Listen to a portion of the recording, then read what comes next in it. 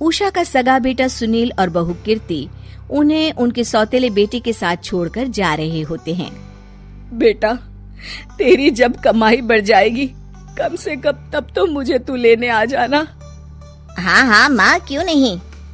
चलो भी, अब कितना लेट कर दिया है, टैक्सी इंतजार कर रही है बाहर। हाँ हाँ चलो। सुनील और कीर्ति चले जाते हैं और उषा उन्हें जाता हुआ देख उदास हो जाती है। तभी वहाँ निशा आ जाती है। अपनी सास को उदास देख निशा उनके पास जाती है। क्या हुआ मम्मी जी, आप तो बहुत सगा बेटा करती थी। आपके सगे बेटे ने तो आपको छोड़ दिया और चले गए अपनी अलग गृहस्थी बसाने। देख बहू, मेरे बेटे को कुछ भी कहने की जरूरत नहीं है। मुझे यकीन है कि जब उसकी तनख्वाह बढ़ जाएगी तो वो मुझे लेने जरूर आ जाएगा। हाँ, ये भी देख लेंगे कि वो लोग आपको वापस लेने आते हैं या नहीं। तब तक तो आप भी यहीं हो और मैं भी। उषा अपने बेटे के ना होने से बहुत ही उदास रहने लगती है। उन्होंने खाना खाना भी छोड़ दिया। सुनिए जी, मम्मी जी ने आज भी कुछ नहीं खाया। जब भी खाने के बारे में पूछती हूँ तो कह देती हैं भूख नहीं है और अपने कमरे में ही बैठी रहती हैं। ये सुनकर ऋषभ अपनी माँ के पास खाना लेकर जाता है। माँ, सुनील बेटा आ गया तू? ओह, तू है। माँ, मैं खाना लाया हूँ, खा लीजिए प्लीज। आप ऐसे भूखी रहेंगी तो बीमार पड़ जाएंगी। मुझे भूख नहीं है, ले जा तू खाना। ठीक है, फिर जब तक आप नहीं खाएंगी मैं भी नहीं जाने वाला यहाँ से। अरे तू क्यों जिद करता है? कहा ना मुझे भूख नहीं है। अरे मम्मी जी, आप खा भी लीजिए ना, ये कितने प्यार से आपको खिला रहे हैं, उसकी तो कदर कर लीजिए कम से कम। अरे तू क्यों बीच में हमेशा अपनी टांग अड़ाती है? ठीक है, लाओ दे दो। कम से कम खाने के बाद तुम दोनों तो इस कमरे से जाओगे। उषा खाना खा लेती है और ऋषभ और निशा ये देखकर खुश हो जाते हैं। चलो, कम से कम माँ ने खाना तो खा लिया। उषा एक दिन सुनील को फोन मिलाती है। हेलो बेटा सुनील, तू घर मिलने आ जाना बहू को लेकर। कितने दिन हो गए, बहुत मन कर रहा है मेरा। हाँ हाँ ठीक है माँ, ऑफिस में बहुत काम है, टाइम मिला तो आ जाऊंगा। सुनील फोन काट देता है। हेलो सुनील बेटा। सुनील की बात सुनकर उषा उदास हो जाती है। तभी वहाँ ऋषभ आ जाता है। माँ, ये देखो, मैं जलेबी लाया हूँ तुम्हारे लिए, तुम्हें बहुत पसंद है ना? उषा जलेबी देखकर बहुत खुश हो जाती है।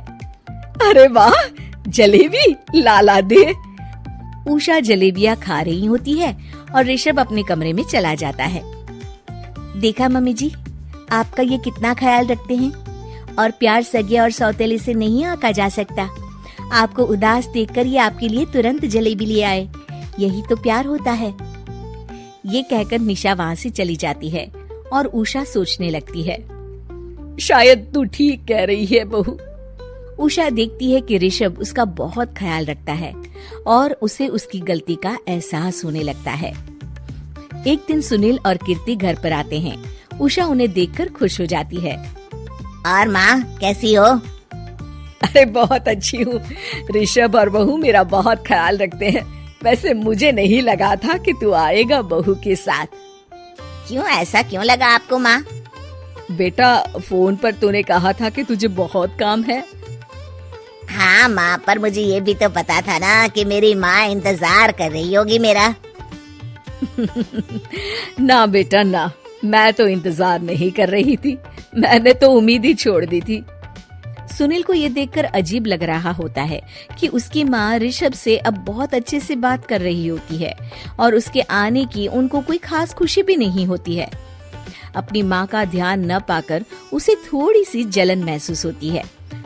माँ, ये देखो मैं क्या लाया हूँ, साड़ी तुम्हारे लिए। हाँ बेटा, अच्छी है साड़ी तो। अच्छी है तो फिर आप आज इसे पहनो और फिर कहीं घूमने चले जाते हैं। बेटा, ऋषभ ने भी मुझे साड़ी दी थी, आज तो मैं वही पहनूंगी। तेरी दी हुई साड़ी फिर कभी पहन लूंगी। सुनील को अब बहुत ही ज्यादा जलन हो रही होती है। उसे समझ नहीं आता कि अपनी माँ का ध्यान फिर से कैसे वो अपनी तरफ खींचे। रात हो जाती है और उनके जाने का वक्त आ जाता है। माँ चलो अपना सामान बांधो और हमारे साथ चलो। कीर्ति ये सुनकर चौंक जाती है। ये क्या कह रहे हैं आप? हम सासू माँ को लेने थोड़ी ना आए थे। अरे तुम चुप हो जाओ।